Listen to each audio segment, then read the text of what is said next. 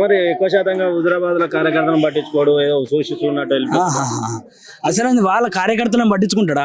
ఆ నాయకుడు పేరు తీయాలని కూడా నాకు నోటకు ఇంత గరిజి అంత బీజేపీ ఎవరు బీజేపీ? మేము బీజేపీ అనుకుంటున్నాం, వాళ్ళు అనుకుంటలేరు కదా. మమ్మల్ని వర్గపూర్ వాళ్ళే చేసారు, మేము చేయలే. వర్గపూర్ వాళ్ళే తీసుకొచ్చారు, మేము తీసుకురాలే. మేము ఏ మీటింగ్ పోయినా మమ్మల్ని ఏ మీటింగ్ లో విడుచులేదు. ఎట్టి పోయినా మమ్మల్ని అనితలు గురి చేసుడు, ఏ దేనికైనా అరే వాళ్ళ ఆ మనిషిరా వీడు ఈ మనిషిరా అని తీసుకొచ్చుడు అంత బాగా చేసారు అన్న మమ్మల్ని అక్కడ. బాగా ఆవేదన. స్థానిక ఎన్నికల్లో మేము సపోర్ట్ అయితేనే గెలిచేవాళ్ళు, కానీ ఇప్పుడు కూడా మేము స్థానిక ఎన్నికలు మేము కావద్దా, లీడర్లు కావద్దా?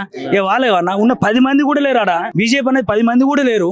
ఆ 10 మంది లేకున్నా కూడా వాళ్ళే పెత్తనం చేస్తారు అక్కడ. ఏ బూత్ కమిటీలో కూడా ఆ బూత్ అధ్యక్షుడి దగ్గరికి పోయినా కూడా బూత్ అధ్యక్షుడు చెప్తే 10 ఓట్లు కూడా పడాయి. అంత స్థితి ఉన్నాయి హుజరాబాద్ లో. మేము చెప్తే ఓట్లు పడతాయి. అసలు మాకు అంత ఓట్లు పడేంత అక్కడ 60,000 మెజార్టీ 50,000 మెజార్టీ ఇచ్చింది అని పార్లమెంట్ లో.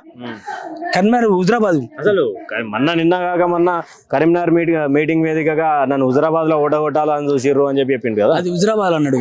ఓడగొట్టంది నీకు అంత మెజార్టీ వచ్చిందా? నీకు ఎవరు ఓడగొట్టిరు? నీ మనసులే ఓన్ దగ్గర పోయి డబ్బులు తీసుకున్నారు. బీఆర్ఎస్ దగ్గర డబ్బులు తీసుకున్నారు, ఎవరో కాదు.